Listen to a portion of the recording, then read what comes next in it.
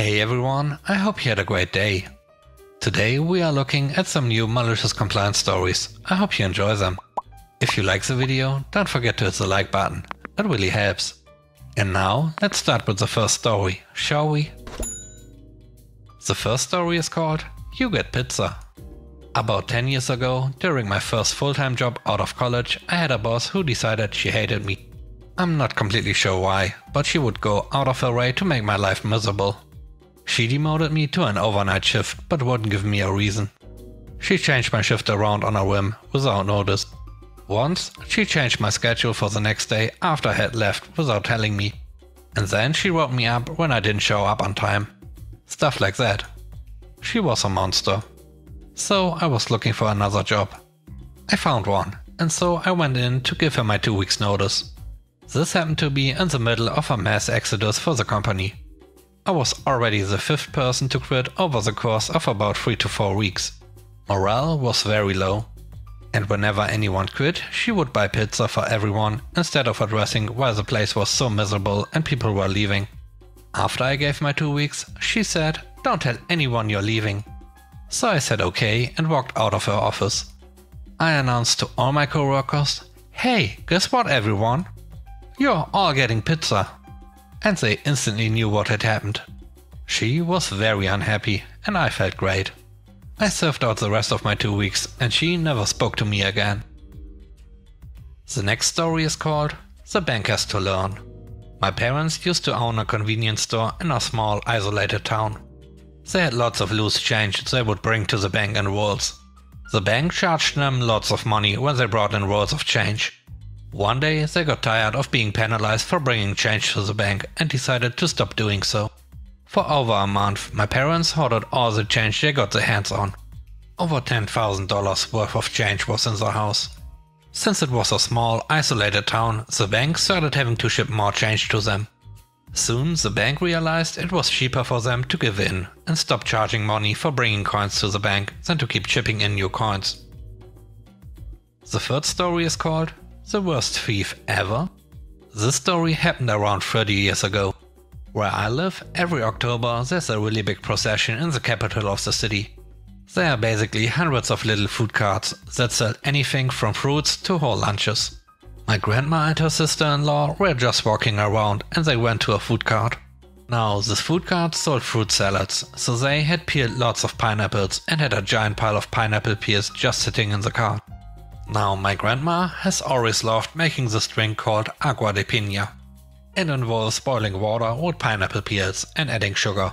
It's delicious. So she asked the vendor to buy the peels from him and he sold them to her. She took some plastic bags out of her purse and now had like 3 bags full of peels. The problem was, these bags were from different clothing stores. So it looked like she had just been shopping. A man saw her and her sister-in-law and started following them. They saw what was happening, so my grandma went up to him and handed him all of the shopping bags with a smile.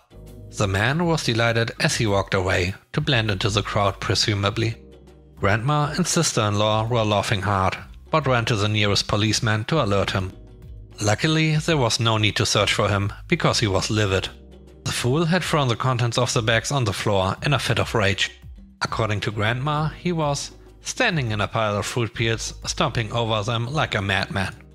And they watched him get arrested. The next story is called Bad Manager. When I was 16, I was working as a bagger in a grocery store. We got a new manager. We will call her Eliza. Eliza had a very "I'm right, you're wrong" attitude. She didn't care if she was in the wrong, but you better do what she told you until she changed her mind. If you spoke out against her, you would end up on her bad list and she would do her best to get you fired. Generally, the bagger is the lowest position in a store. We collect cards from the lot, put away items, stock, clean and bag. And somehow we are always at fault. Cue Eliza. I had an early shift. I clocked in, started my morning duties and I heard on the loudspeaker, "Bagger, please come up to aisle 6, frozen aisle, seafood." I came in and Eliza gives me a smile and asked me to grab a bucket and scrub brush. I was going to pull up the bottom aluminum floor panels at the bottom of the freezer and melt the ice that accumulates around the fans. It should take no longer than 30 minutes, she said. Make sure you use cold water since we don't want the temperature sensors to go off. Anything over 42 degrees Fahrenheit will set them off and corporate would call. I say, let me make sure I have this right. You would like me to fill the bucket with cold water and pour it on the ice in the freezer while the freezer is at 19 degrees Fahrenheit? She stares at me like I'm stupid. I inform her that it isn't going to work. The water will freeze and just create an amount of ice. I suggest using hot or practically boiling water while watching the temperature. Eliza gives me a firm no and the threat of writing me up if I disobey. So the malicious compliance begins. I've already figured that no matter what I do, I'm likely to be in trouble. To get the water, I had to fill it in the meat department sink. The manager asked what I was up to and I told the story with all the details. He was scratching his head and he heads over to call Eliza. She confirms and I hear a bit of arguing. The meat manager comes back, gives me a smile and says to do as I was told, he'd back me up. So for the next hour I must have put about 200 gallons of cold water onto the freezer fan. I switched from a 2-gallon bucket to a 5-gallon. I stopped and moved to the next fan each time the compartment was to the brim with ice. I got 4 compartments done before she came to check on me. Instant rage. Eliza went from white to red real quick. It was also the first time I've heard a manager cuss. What the duck is this? How the duck could you screw up something so simple? I said I did exactly what you told me to. I took buckets of cold water and poured them on the ice around the fans. Right as she said she was going to write me up, the meat manager came over after hearing her cussing. The meat manager saw the ice-filled compartments and mentioned that I should have used hot water. This sent Eliza over the edge. Up to my office, now. You are being written up. The meat manager did what he said he'd do. He stuck up for me. He mentions that he double-checked with her what she wanted me to do, and I was complying with her instructions. She went silent for a moment, and it was like her head was going to pop off. She just took a deep breath and muttered out, "Fix it," and walked away. The meat manager gave me an extended industrial hose hooked up to the hot water. The water in the meat department can get up to 140 degrees to kill bacteria. The ice was gone in 15 minutes. And since apparently the freezer temperature measured as a whole never went above 34 degrees, Eliza avoided me for over a week afterward. I knew I was on her bad list. And for the next 8 months she tried to write me up for the most pitiful reasons. I eventually was given a written warning for leaving 9 minutes early with approval from the front-end manager that was friends with Eliza. At that point I knew I would get fired for crap eventually and I quit without my 2 weeks notice. The last story is called Manager Karen. This was about 4 years ago. I worked at a management company in the accounting department. I was a jack of all trades, being trained to fill in any spot that was empty on any given day. A spot that was routinely empty was water meter reader once a month. Reading the meters was nice because you got to leave the office, but we had horrible accommodations to help us. And the job took all week just to finish reading the meters, not including entering all the data when we got back. After 2 months I realized we could speed up the process if we used iPads instead of paper. It allows us to carry more information with us while losing less during the process. It would eliminate second trips to double check numbers in the field instead of waiting 3 days until we could go back to the office and log onto the computer.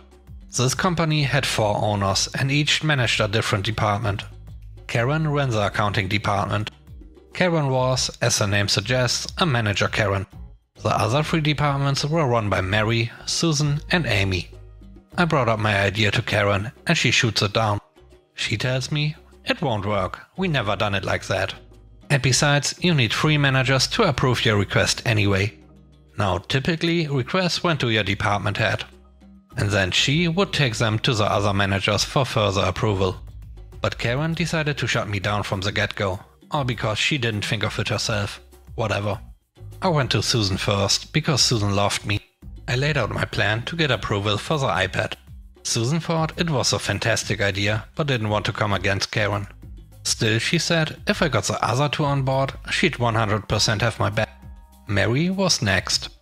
Mary was the one I had to sign out the iPad from anyway. I explained how I already made sure no one else had requested the iPad for those days. and how this would save the company time and therefore money. Mary was hooked. Amy was last. I wasn't sure how to approach Amy with the plan.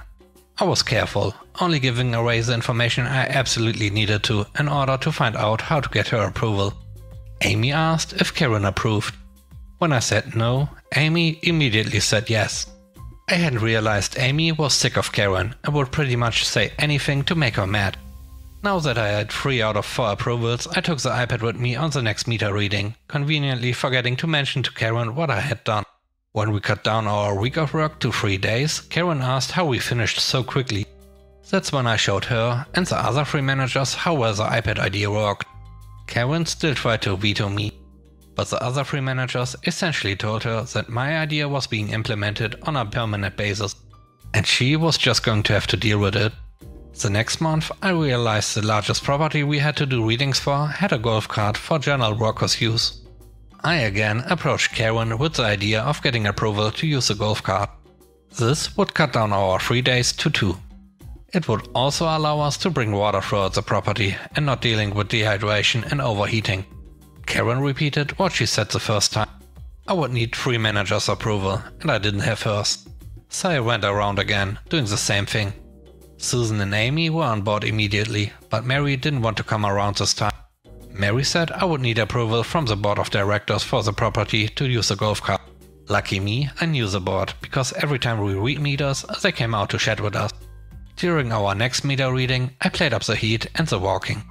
I mentioned how nice it would be to be able to drive our vehicles, but knowing it would tear up the grass.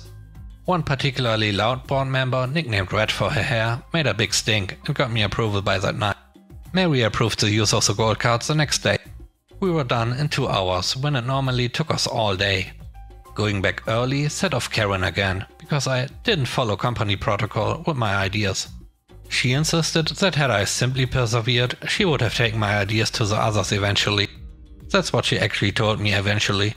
Meanwhile, it only took me 3 months to reduce a job from a week's worth of work minimum to 4 days maximum. The other managers have set up a permanent schedule for the current water meter reading. And I now have a new job where my boss actually listens to my ideas. Thanks for watching the video. I hope you enjoyed it. If you did, please consider subscribing to the channel for more content. Let me know what you think about the stories and the video in general in the comment section below. And now, have a great day. Bye bye.